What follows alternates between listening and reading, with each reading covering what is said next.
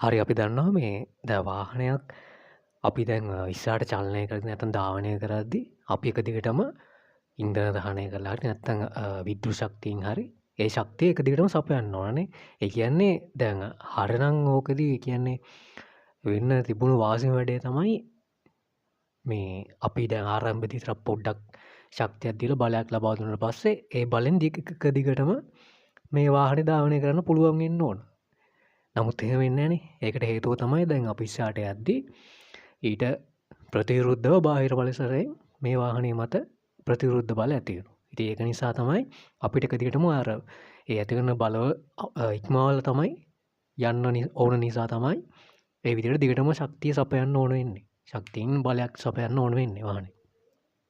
දැන් කෙනෙකුට හිතෙන්නේ දැන් වාහනයක මේ ඝර්ෂණය කියන එකෙන් කියන්නේ ඔය රෝද සහ පාර කියන්නේ මාර්ගය අතර මේ ඇතිවන ඝර්ෂණය වෙනුවෙන් තමයි ලොකුම මේ ශක්තියක් ලොකුම ශක්තියක් වැය වෙන්නේ කියලා හිතෙන්නේ. ඒ කියන්නේ ලොකු ඒ කියන්නේ ඉන්ධන කාර්යක්ෂමතාවයට මේ ලොකුවට බලපාන්නේ ওই ඝර්ෂණය කියලා කියන කෙනෙක් ගොඩක් දෙනෙක් හිතන් ඉන්නේ. නමුත් ඒක එහෙම නෙමෙයි.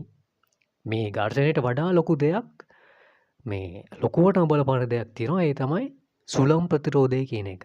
දැන් ওই සුළං ප්‍රතිරෝධය කියන එක මේ ඝර්ෂණයට වඩා වැඩිපුර බලපාන වාහනයක ඉන්ධන කාර්යක්ෂමතාවයට. ඒ කියන්නේ ඉන්ධන මේ වැඩ කරන අඩුයි නම් බොහෝ විට දැන් අපි හිතන් ඉන්නේ අර කියන්නේ සාමාන්‍යයෙන් කතා කරන අර ඇවරේජ් ස්පීඩ් එක කියන්නේ 80 වගේ දිගටම යන්න පුළුවන්. ඒ කියන්නේ එකම වේගෙන් ධාවනය වෙන්න පුළුවන් නම් වැඩි ස්පීඩ් එක. එතකොට අර ඉන්ධන කාර්යක්ෂම හොඳයි කියලා කියනවා. නමුත් අර අධික වේගෙන් යන්න ගියොත් ඇත්තටම මේකදී ඒක පැහැදිලි කරන්න පුළුවන්. ඇත්තටම ඉන්ධන කාර්යක්ෂමතාවය අඩු වෙනවා වාහනයක. දැන් එතකොට මේ සුළං ඇති වෙන මේ ප්‍රතිරෝධය ප්‍රධාන වශයෙන්ම තුන් ආකාරයකට බලපානවා. එතකොට මේ බලයන් නම් තුනක් ප්‍රධාන වශයෙන් සුළං ප්‍රතිරෝධය මගින් ඇති කරනවා ප්‍රතිරෝධී බලයන්. එකක් තමයි මේ ප්‍රධානම එක තමයි අපි දැන් වාහනේ ඉස්සරහට යද්දී ඒ ඉදිරිපස්සෙන් අපිට ප්‍රතිරෝධය කියන්නේ මෙන්න මේ පැත්තට වාහනයට ප්‍රතිරෝධයක් ඇති වෙනවා. ඕක හොඳටම තේරෙනවා බයික් එක යද්දී අපි මේ වේගෙන් යද්දී අනිවාර්යයෙන්ම Tamanට ඇඟට ඒ ප්‍රතිරෝධය හුලම් ප්‍රතිරෝධය කියන එක දැනෙනවා. ඒකට මේක තිරස් බලයක් හින්දා අපි ඒකට කියන්නේ ඩ්‍රැග් ෆෝස් එකක් කියලා. ඩ්‍රැග් ෆෝස් එක. ඒතකොට ඩ්‍රැග් ෆෝස් එක තමයි මෙතනින් ප්‍රධානම සහ මේ ඉන්ධන මේ සුළං ප්‍රතිරෝධයේ ප්‍රධානම දේ. ඒ කියන්නේ වැඩිම බලපෑමක් කරන්නේ ඔන්න ඔය ඩ්‍රැග් ෆෝස් එක කියන එක. අපි දන්නවා දැන් අර මේ ඒ වගේම තමයි මේ වාහනයක යද්දී මේ වාහනේ බොඩියේ හැඩයත් ගොඩක් බලපාන ඔය මේ සුළං ප්‍රතිරෝධය සඳහා සහ ඉන්ධන කාර්යක්ෂමතාවයට. එතකොට දැන් අපි හිතමු වාහනයක සාමාන්‍යයෙන් මේ දැන් මේ සුළඟත් සාමාන්‍ය අපි ඒ කියන්නේ වේගය වැඩි වෙද්දී ඒ සුළං ධාරාවෙත් වේගය වැඩි වෙනවා. ඒ කියන්නේ සුළං ප්‍රතිරෝධයත් වැඩි වෙනවා. වේගයට සමානුපාතව.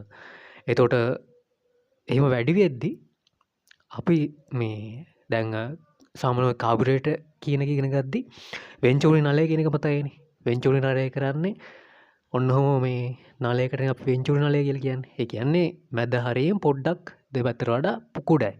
ඔතනදී වෙන්නේ නැත්නම් වායු ධාරාව ගලාගෙන එද්දී මේ සාමාන්‍ය දුරින් තියෙන අනාකූල රේඛා ටික ඔකට බර්නෝලි මූලධර්මයනේ යොදාගන්නේ. ඔන්නෝම මෙන්න මේ ස්ථානයේදී ඔන්නෝම මේ අනාකූල රේඛා ටික ලං වෙනවා.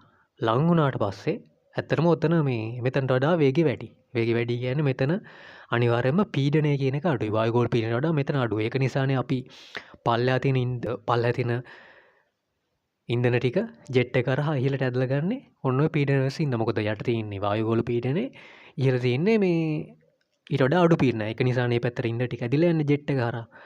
එතකොට අන්න ඒ වගේම වැඩක් මේකෙදිත් වෙන්න පුළුවන්. ඔය ගුවන් යානා ගමන් කරන්නෙත් ගුවන් යානාවල යොදාගන්නෙත් ඒ සිද්ධියනේ. ඒ වගේම මේ වාහනවලත් මේ තියෙන හැඩය අනුව ඒ කියන්නේ මේ බොඩි එකේ තියෙන හැඩය අනුව මේ ඉස්සරහින් එන ඩැග් ෆෝස් එකෙන් එන වායු ධාරා ටික මෙහෙම උඩින් යන්නේ. එතකොට සාමාන්‍යයෙන් මේ වාහනේ ඉහළ කොටසෙත් ඔන්න ඔය වගේ මේ පීඩනයේ අඩු කොටසක් පීඩන අඩු වෙන මේ ස්ථානයක් ඇති වෙනවා. ඉතින් එතකොට මේ දැන් සාමාන්‍ය වාහන ඩිසයින් කරද්දී ඔය දේවල් ගැන හැම දෙයක් ගැනම හිතනවා. නමුත් කුඩාවට හරි වෙනවා.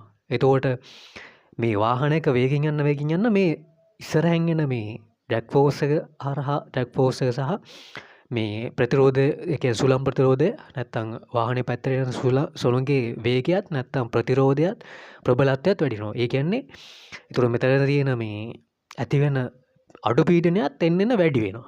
එතකොට වැඩි වෙද්දී අපිට යන සාමාන්‍යයෙන් වාහනයක් ඇතුලේ අපි හිතමු මේ AC තියෙන වාහනයක් සාමාන්‍ය වායුගෝල ආසන්න වශයෙන් හෝ මේ වායුගෝල පීඩනයට සමානයි කියලා හිතමුකෝ. එතකොට මේ වාහනය ඇතුළේ තියෙන වායුගෝල පීඩනය. නමුත් වායුගෝල මේ වාහනයට ඉහළින් ක්‍රියාත්මක වෙන්නේ ඊට වඩා අඩු පීඩනයක්. එතකොට වෙන්න පුළුවන් දේ තමයි ඔය හයිවේ වල ගොඩක් මේ සිද්ධිය වෙනවා. යන වේගෙත් එක්ක මේ එක පාටම අපිට හදිස්සියකදී මේ හැරව ගන්න වුණත් වාහනය අන්ඩර් ස්ටියරින් වෙනවා. නැත්තම් මේ අඩුවෙන් තමයි සුක්කානම් වෙන්නේ. ඒ කියන්නේ තව රේදුරට එකපාරටම මේ වාහනේ හිතන දිශාවට හරව ගන්න බැරි වෙනවා. ඒතකොට හදිසියෙ නවත්ත ගන්න බැරි වෙනවා. ඒකට හේතුව තමයි මේ පීඩන වෙනස හින්දා සාමාන්‍ය රෝදයක් පොළොත් එක්ක ස්පර්ශ වෙලා තිනවට වඩා පොඩ්ඩක් අඩුවෙන් තමයි ස්පර්ශ වෙන්නේ. ඒ කියන්නේ ඝර්ෂණය නම් පොඩ්ඩක් විතර අඩු වෙනවා. ඒකෙන් වෙන්නේ එතකොට වෙන්නේ හදිසි අවස්ථාවකදී බ්‍රේක් කරත් හරි නැත්නම් සුක්කානම් කරද්දී හරි වාහනේ හරියට රිදුවට පාලනය කරන්න බැරි වෙලා අනතුරු වෙන්න පුළුවන්. ගොඩක් දුරට හයිවේ වල වෙන්නේ ඔන්න ඔය වැටේ. එතකොට වේගෙන් යනවා නම් කරන්න පුළුවන් දේ තමයි පොඩ්ඩක් මේ ෂටර් එකක් හරි පොඩ්ඩක් හරි අරගෙන යන්න. ඒ කියන්නේ AC නැත වාහනේ යන කොහොමද අරගෙන යන්නේ? ඒ වගේ පොඩ්ඩක් මේ තම වේගෙන් යනවා නම් ඒ දේ පොඩ්ඩක් කරන්න. එතකොට මේ සාමාන්‍ය වාහනේ ඇතුලේ පීඩනයයි එළිය පීඩනයයි බොහෝ දුරට ආසන්න වශයෙන් සමානයි. එතකොට අර කියන දේ ගොඩක් දුරට, ඒ කියන්නේ අනතුරක් වෙන්න තියෙන ඉඩකඩ ගොඩක් දුරට අඩුයි. ඉතින් ඒකට මේ දැන් මෝටර රථවල නම් ඕකට මෝටර රථවල නෙමෙයි දැන් හැම එක වගේ සාමාන්‍ය තියෙනවානේ. එතකොට ස්පොයිලර් කියන්නේ අපි අර පිටිපස්සෙන් තට්ටක් වගේ හයි කරන්නේ. ඉතින් ඒකේ ඔය තට්ටේ හැඩෙත් හරීම හැඩේ වෙන්න ඕන. හරිද? ඕකෙදි මෙන්න මේ හැඩය ගැහුවොත් ඒ කියන්නේ හයියට පස්සේ ඔන්නෝම හැඩයක් නම් තියෙන්නේ. මේකෙදි වෙන්නේ තව ටික වාහන ඉස්සෙන එක වෙන්නේ. හරිද? ඕක නෙමෙයි තියෙන්න ඕන. මේක ඇන්ගල් එක තියෙනවා පල්ලෙහා පැත්තට. ඒ කියන්නේ මෙන්න මෙහෙමයි තියෙන්න ඕන. එතකොට තමයි පුළුවන් තරම් පල්ලෙහාට වාහනේ තෙරවන්නේ. ඉතින් ඔන්න ඔය විදිහට මේ වාහනේ එසෙන්න බලන ඒ බලයත් ඇති වෙන සුළං ප්‍රතිරෝධයෙන්, ඒ කියන්නේ සුළඟින්නේ. අන්න ඒකට අපි කියනවා මේ ලිෆ්ට් ෆෝස් එක කියලා.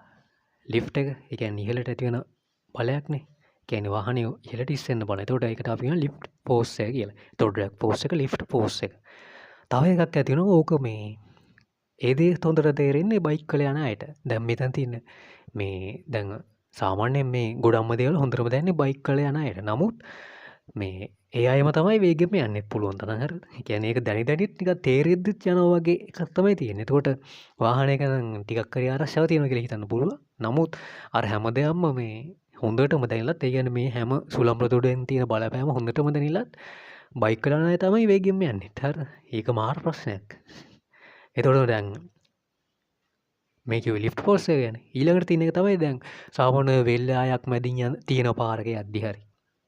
තව වැව් බන්ටයක් උඩින් තියෙන පාරක යද්දි හරි සයිඩ් එකෙන් එනවා. ඒ කියන්නේ බයික් එක යන කෙනාට ඔක හොඳටම තේරෙනවා. අපිට නිකන් බයික් එක අපිත් එක්කම නිකන් පැත්තකට හැරෙන්න වගේ බලනවා.